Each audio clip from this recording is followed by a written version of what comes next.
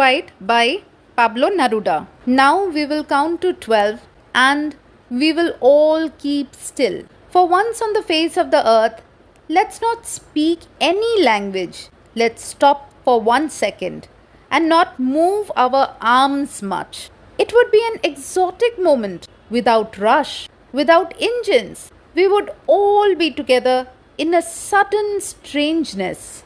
Fishermen in the cold sea would not harm whales, and the man gathering salt would look at his hurt hands. Those who prepare green wars, wars with gas, wars with fire, victory with no survivors, would put on clean clothes and walk about with their brothers in the shade, doing nothing. What I want should not be confused with total inactivity.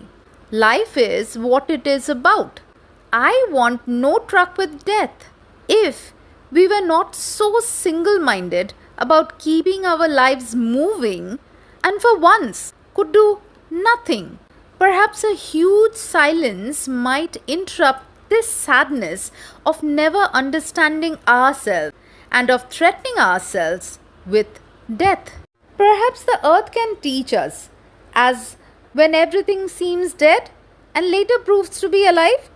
Now, I will count up to 12 and you keep quiet and I'll go.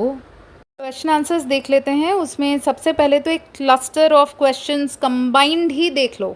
Just remember the keywords. Counting up to 12, total inactivity, stillness, sudden strangeness, sadness, single minded, exotic moment, keeping quiet, या फिर there is life under apparent stillness. Explain करें कि earth का as a teacher role play क्या रहा है. इन सारे keywords का घुमा फिरा के एक जैसा ही आंसर है. पाब्लो नेरूडा ने जोर दिया है स्टिलनेस पे, साइलेंस पे. उनका ये मानना है कि ज़्यादातर ills and troubles of the world are caused by our rush. हमारे माइंडलेस एक्शंस की वजह से हम ही को नुकसान हो रहा है. His stillness means halting these hostile human activities and reflect upon our exploitative tendencies. जब हम टेंशन में होते हैं तो एडवाइस दिया जाता है कि आप ब्रीद इन ब्रीद आउट करें एंड 10 to 1 काउंट करें. धीरे धीरे आप रिलैक्स फील करेंगे, काम डाउन हो जाएंगे. तो हम यहाँ वैसे ही काउंटिंग कर रहे हैं फॉर अ ब्रीफ इंटरवल.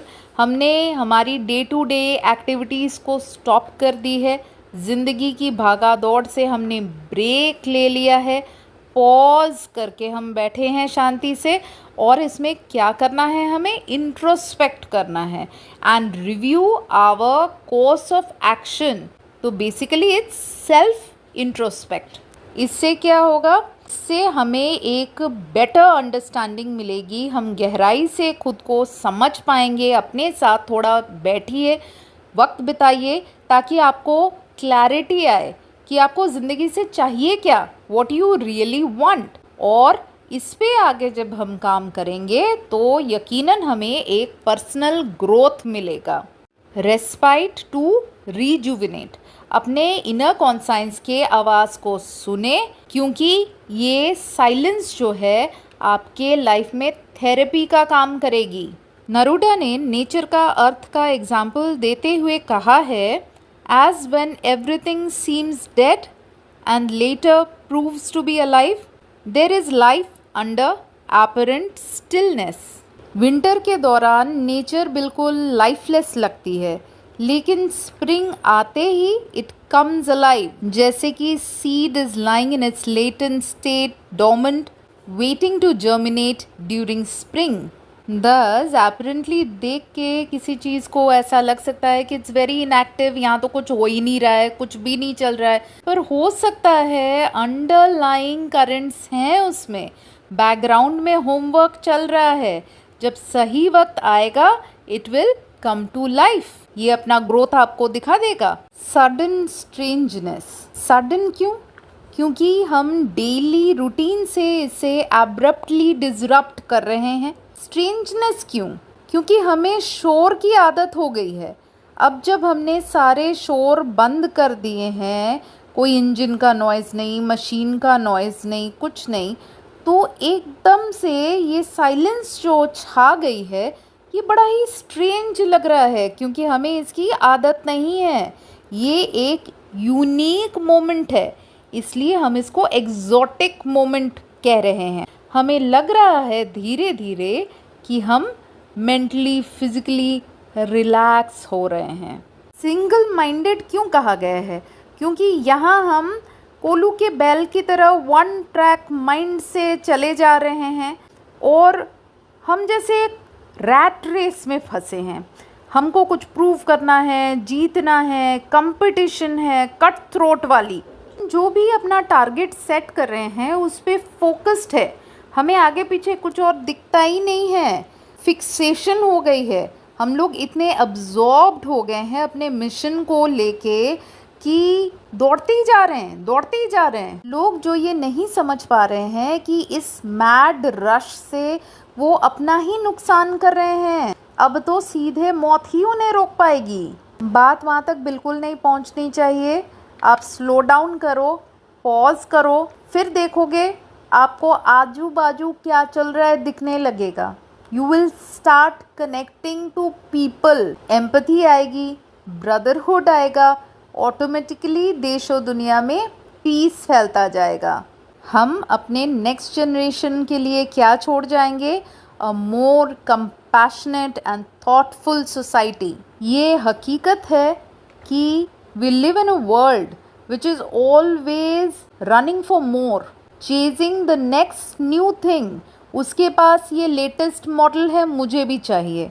उसके पास ये नई गाड़ी है, मुझे भी चाहिए। So you are not content with what you have, there is no end to it. इसी रेस से हमें खुद को बाहर निकालना है। सिंबल और इमेजरी में एक तो है सीड एंड प्लांट का, दूसरा फिशरमैन सी का, तीसरा मैन सॉल्ट का। तो प्लांट वाला हमने पहले डिस्कस किया है। फिशरमैन का ऐसा है, बेसिकली पाब्लो नेरूदा जो है he is against any violence. ठीक है, तो जो फिशरमैन पोलर रीजन्स में ठंडे पानी में निकलते हैं मछली पकड़ने, वो लगे या तो वेल्स को भी कहीं ना कहीं नुकसान पहुंचा देते हैं। तो ये बोल रहे हैं कि ये जो एक्सप्लॉयटेशन ऑफ नेचर आप कर रहे हो अपनी ग्रीड की वजह से, वो करना बंद कर दो। मैन एंड सॉल्ट में कहाँ से वायलेंस आ गया? ये बेसिकली है सेल्फ हार्म। इंसान अपने और के चक्कर में, ग्रीड के चक्कर में खपता रहता है। तो ये कह रहे हैं कि 2 मिनट पॉज करो, अपने हाथों की तरफ देखो, क्या हालत बना ली है। आपको क्या करना है? हीलिंग पे फोकस करना है। पाब्लो नेरूदा बेसिकली कहना चाह रहे हैं कि आप नेचर के साथ इन हार्मनी रहे, रिकनेक्ट करें, मरीन लाइफ को डिस्टर्ब बिल्कुल ना करें, हेल्दियर इकोसिस्टम की तरफ बढ़े, फ्रेजाइल ब्यूटी ऑफ नेचर को दूर से ही अप्रिशिएट करें। पाब्लो नेरूदा बेसिकली वॉर के खिलाफ हैं। वो कहते हैं एक लाइन पे कि one should not speak in any language. किसी के भी किसी भाषा में बात करने की ज़रूरत नहीं है। क्वाइट बैठे और दिलो दिमाग से जो फीलिंग आती है उसको फॉलो करते जाए, ह्यूमैनिटी से कनेक्ट करे। और दूसरी जगह वो कहते हैं कि not move our arms so much. हाथों से हथियार उठा के जो आप हाथ चलाते हैं, दूसरों को क्षति पहुंचाते हैं, ये सब न करें। पाब्लो नेरूदा सजेस्ट करते हैं कि इंस्टेड आप हाथों में हाथ धरे, अपना बेस्ट ड्रेस पहन के निकल पड़े शेडी ट्रीज़ के अंडर वॉक करने के लिए। ऑटोमेटिकली आप में वो feeling of unity, feeling of oneness आ ही जाएगी। यहाँ पे एक शब्द पे जोर है, ग्रीन।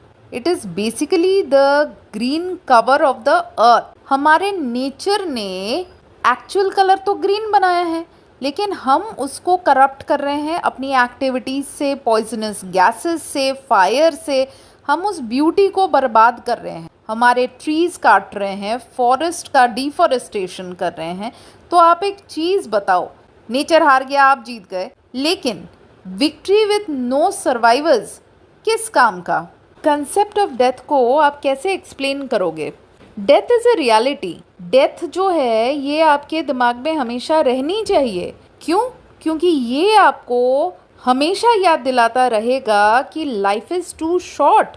तो आपको एक मीनिंगफुल, फ्रूटफुल लाइफ जीना चाहिए। हर चीज़ को प्रायोरिटाइज करें, अकॉर्डिंगली काम करें, टाइम वेस्ट बिल्कुल ना करें, ट्रिवियल मैटर्स को लेके उलझे ना।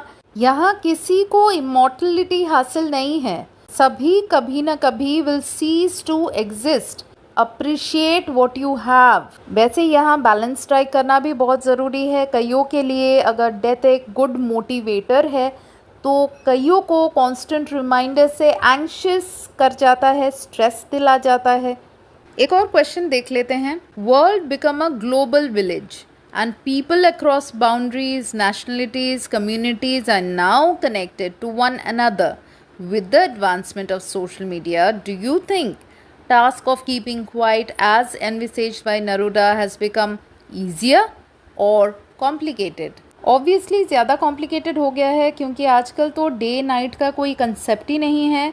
लेट नाइट शिफ्ट है, 24/7 काम चल रहा है, सोशल मीडिया इंटरनेट इतना ज़्यादा है कि कौन सोता है। Aditi is constantly on her phone updating her life on social media to increase the number of followers. Pablo उन्हें क्या एडवाइस देंगे? यही कि take a break from social media, put the phone aside, solitude में बैठो, अपने inner voice को सुनो, बाहर के हज़ारों फॉलोअर्स के शोर को बंद कर दो और रियल लाइफ से कनेक्ट करो। पाब्लो का इमेजिनरी वर्ल्ड कैसा है? उनके वर्ल्ड में वॉर मॉन्गर्स बिल्कुल नहीं है, पीस है, क्वाइट है, devoid of any form of violence. Meditation करे, स्पिरिचुअलिटी से जुड़े और अपने सोल को क्लिंस करे। सोशल, पॉलिटिकल, कल्चरल कंटेक्स्ट पे आप साइलेंस को कैसे ढालोगे? सोशल कंटेक्स्ट में हम ऐसा कर सकते हैं कि सोसाइटी को एक बेहतर प्लेस बनाने के लिए स्कूल लेवल से ही हम कोशिश करें, करिकुलम में इसको डाल दें। जैसे कि हम लाइब्रेरी में कहते हैं कि साइलेंस इज़ गोल्डन, चुप रहे, शोर ना मचाए, वैसे ही एक मैंडेटरी टाइम फिक्स कर दे, क्लास फिक्स कर दे जहाँ सारे बच्चे मेडिटेशन करें। तो उसी से बचपन से ही एक काम डाउन होना, पॉज करने की आदत बन जाएगी। पॉलिटिकल पार्टीज़ अपने पॉलिटिकल डॉक्ट्राइन में इसे अडॉप्ट कर ले। कल्चरल में स्टिलनेस को हम कैसे ला सकते हैं? कंपनीज़ में इसको प्रैक्टिस करें, नेबरहुड में इसको अपनाएं, कम्युनिटी हॉल में इकट्ठा बैठ के प्रेयर्स करें, क्लब हाउस में सब एकत्र हो। बेसिकली सही मायनों में अपने घर से ही शुरुआत करें। जब आप घर में अपने बच्चों को सही शिक्षा देंगे तो वो बाहर दुनिया में जाके भी एक बेहतर इंसान बनेंगे, and gradually the entire world will be a reformed one. अगला क्वेश्चन आ सकता है कि लास्ट ईयर ऑफ स्कूल है, तो आगे ज़िंदगी में क्या करना है वगैरह को लेके सबको बहुत ही स्ट्रेस होता है, एंग्जाइटी होता है। तो आपके सिलेबस में जो नरूडा का पोएम है कीपिंग क्वाइट से आप क्या सीख लेते हो? क्या गाइडेंस आपको रियल लाइफ में हेल्प करेगी? स्टिल बैठो, काम बैठो, क्वाइट बैठो, अपने अंदर की आवाज़ सुनो। करियर, लाइफ, फ्यूचर, जितनी बातें अंदर चल रही है उन सब को बॉयल डाउन करो, उसको समराइज करो। धीरे धीरे क्लैरिटी आती रहेगी, अपने पर्सनल एक्सपीरियंस से विजडम खुलता रहेगा, लाइफ के कॉन्फ्लिक्ट से आप बाहर निकल आओगे और एक नतीजे तक जल्द ही पहुंच जाओगे। अगला क्वेश्चन थोड़ा कॉम्प्लिकेटेड है। पाब्लो नरूडा का जो बेसिक थॉट प्रोसेस है नॉन वायलेंस का, उसको हम पैरेलली डिस्कस करेंगे with respect to Gandhi's civil disobedience and non-violence। Champaner का एग्जाम्पल ले सकते हैं। जस्टिस की लड़ाई, कंपैशन की लड़ाई, ह्यूमैनिटी के लिए कुछ करना, empathy, humility, down to earth रह के काम करते रहना, commitment to dialogue, understanding the fellow human better, ठीक है, ट्रांसेंडिंग ऑल द डिफरेंसेस, कोई बाउंड्री है ही नहीं, embracing the shared mutual respect for each other।